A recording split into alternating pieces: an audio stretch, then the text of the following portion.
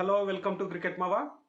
బెంగళూరులో పూర్తి స్థాయి బ్యాటింగ్ పిచ్చు, బౌలర్లకి నరకం ఉంటుంది, బ్యాటర్స్కి పండగ ఉంటుంది. ఈ పిచ్ పైన బౌండరీస్ కాస్త చిన్నగా ఉంటాయి, బ్యాట్స్మెన్కి మంచిగా బాల్ బ్యాట్ పైనకి వస్తుంది, వీరబాదుడు బాదొచ్చు. లాస్ట్ మ్యాచ్లో శివం దూబే, యశస్వి జైస్వాల్ వీళ్ళ యొక్క ఆట తీరు చూసిన తర్వాత ఈ పిచ్ మీద అబ్బో నానా రచ్చ చేయొచ్చు. కానీ ఇక్కడ ఒక పర్టికులర్గా ఒక వ్యక్తి పైన అందరి దృష్టి ఉంటుంది, అందరి చూపు కూడా ఆ హిట్టింగ్ చేస్తాడా ఆ మ్యాన్ అనే హిట్ మ్యాన్ మీద అందరి చూపులు కూడా ఉంటాయి. తన హిట్టింగ్ కోసం, తన ఆట కోసం వెయిట్ చేస్తున్నారు. వరుసగా 2 మ్యాచెస్లో తను ఏదైతే ఆ డక్ అయ్యాడో ఆ డక్ తర్వాత అందరి దృష్టి ఖచ్చితంగా తనపైనే ఉంటుంది. ఓవరాల్ మ్యాచ్ అంతా కూడా ఒకవైపు ఉంటే, ఇక్కడ ఇద్దరు సీనియర్స్ విరాట్ కోహ్లీ, రోహిత్ శర్మ ఆట తీరు పైన ఎంత ఉంటుందో దానికి మించి రోహిత్ శర్మ ఒక్కడిపైనే తను ఎలా ఆడతాడు. T20 వరల్డ్ కప్లో తను కెప్టెన్గా ఉండబోతున్నాడు. ఆల్మోస్ట్ తనే కెప్టెన్గా ఉంటాడు కాబట్టి తను ఓపెనింగ్ స్లాట్లో తన యొక్క అప్రోచ్ ఎలా ఉంటుంది, తను ఏ విధంగా ఆడబోతున్నాడు, తన నుంచి ఎలాంటి ఇన్నింగ్స్ రాబోతుంది. Last international T20 match world కప్కి ముందు, ఆ తర్వాత IPL ఉంటుంది, దానికి ముందు ఇంగ్లాండ్ టెస్ట్ సిరీస్ ఉంటుంది. కానీ T20 పర్పస్లో T20 ఏదైతే అమెరికా, వెస్టిండీస్ వేదికగా జరుగుతుందో అక్కడ జరగబోయే T20 వరల్డ్ కప్లో చివరి ఇంటర్నేషనల్ మ్యాచ్.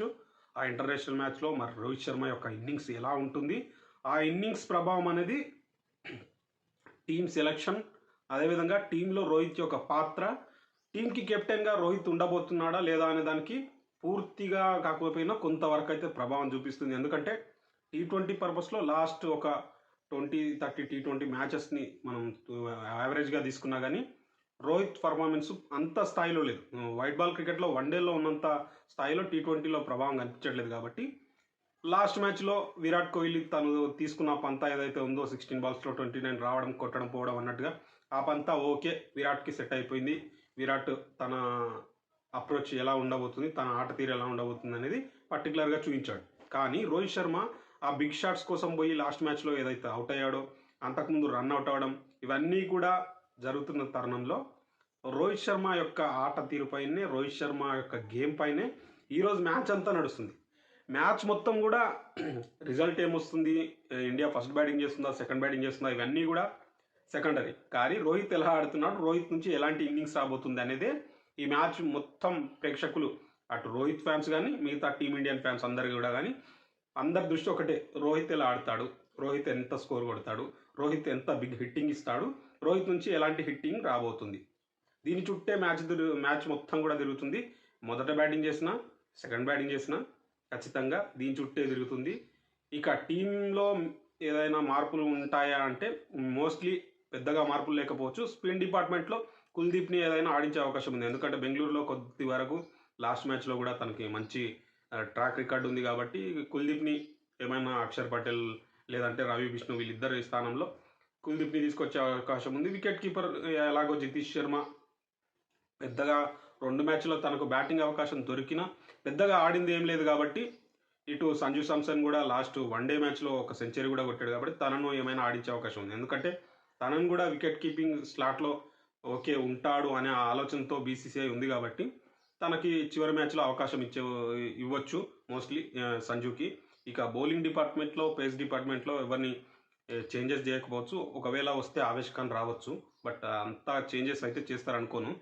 బట్ స్పిన్ డిపార్ట్మెంట్లో మాత్రం కుల్దీప్ యాదవ్ టీంలోకి వచ్చే అవకాశం కొంతవరకు ఉంది.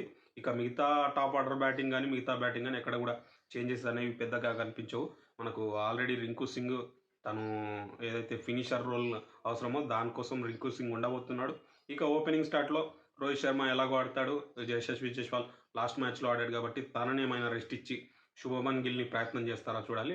ఇక మరి శివం దూబే తను లాస్ట్ 2 మ్యాచెస్లో తను తీసుకున్న ఆ పంతా ఏదైతే ఉందో CSKకి ఆడుతున్నప్పుడు రావడం, ఒక 4 సిక్స్లు శుభ్రంగా కొట్టడం, వెళ్ళిపోవడం అన్నట్టుగా తను శుభ్రంగా 2 ఇన్నింగ్స్లో కూడా 60+ స్కోర్ ఏదైతే ధనాధన్ అన్నట్టుగా కొట్టాడో, ఆ ధనాధన్ కనుక ఈ మ్యాచ్లో కూడా కనుక తన నుంచి వచ్చింది అంటే T20 వరల్డ్ కప్లో T20 15 మెంబర్స్ స్క్వాడ్ ఏదైతే ఉందో ఆ స్క్వాడ్లో నేను ఖచ్చితంగా ఉంటానని బల్లగుద్ది శివం దుబే చెప్పినట్టుగా మనం అర్థం చేసుకోవచ్చు. ఎందుకంటే IPL యొక్క ప్రదర్శన కూడా T20 వరల్డ్ కప్ స్క్వాడ్ ఏదైతే సెలక్షన్ ఉంటుందో దానికి ఖచ్చితంగా ఐపీఎల్ ప్రదర్శన కూడా కొంతవరకు యూజ్ అవుతుంది. బట్ దానికి ముందు ఇంటర్నేషనల్లో వరుసగా 3 హాఫ్ సెంచరీలు కనుక మళ్ళీ ఈరోజు కనుక హాఫ్ సెంచరీ కనుక వచ్చింది, వరుసగా 3 మ్యాచ్ల్లో కనుక తన అద్భుత ప్రదర్శన మరొక్కసారి కనిపించింది అంటే మాత్రం ఒక ఆల్రౌండర్ స్లాట్, అదేవిధంగా ఒక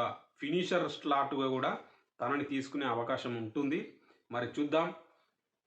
మ్యాచ్ అంతా కూడా సీనియర్ల చుట్టే తిరుగుతుంది. సీనియర్లు విరాట్ కోహ్లీ, రోహిత్ శర్మ. ముఖ్యంగా రోహిత్ శర్మ యొక్క బ్యాటింగ్, తను 2 మ్యాచ్ల్లో ఫెయిల్యూర్ అవడం, ఆ ఫెయిల్యూర్ తర్వాత తనే T20 వరల్డ్ కప్లో కెప్టెన్గా ఉండబోతున్నాడు కాబట్టి తన యొక్క బ్యాటింగ్ తీరు ఎలా ఉంటుంది, తన నుంచి ఎలా రాబోతుంది. బెంగళూరులో పిచ్ కూడా బ్యాటింగ్కి అనుకూలంగా ఉంటుంది. అదేవిధంగా బౌండరీస్ కూడా చిన్నగా ఉంటాయి. రోహిత్ శర్మకి బౌండరీస్ చిన్నగా దొరికినప్పుడు తన బాధుడిని తట్టుకోవడం అనేది ఏ బౌలర్కి కూడా సాధ్యం కాదు. కాబట్టి తన నుంచి కనుక ఒక బిగ్ ఇన్నింగ్స్ వచ్చింది అంటే మాత్రం ఇక రోహిత్ శర్మ హిట్ అయినట్టే. ఆ హిట్ ఎలా ఉంటుందనేది మరి ఈరోజు మ్యాచ్లో తేలిపోబోతుంది. అదేవిధంగా విరాట్ కోహ్లీ యొక్క హోమ్ గ్రౌండ్ ఒక రకంగా, ఎందుకంటే విరాట్ కోహ్లీ ఆర్సీబీకి ఆడుతున్నప్పుడు తనకు ఎక్కువగా బెంగళూరులో ఆడిన అనుభవం ఉంది కాబట్టి ఆ పిచ్ని పూర్తిగా స్టడీ చేసి పూర్తి స్థాయిగా అవగాహన ఉన్న వ్యక్తి కాబట్టి విరాట్ కోహ్లీ నుంచి కూడా ఒక మాస్ ఇన్నింగ్స్, అదేవిధంగా మంచి ఇన్నింగ్స్ ఖచ్చితంగా రాబోతుందని అయితే నేను చెప్పగలను. మరి ఈ వీడియో గురించి మీరేమనుకుంటున్నారో లైక్ చేయండి, కామెంట్ చేయండి, షేర్ చేయండి.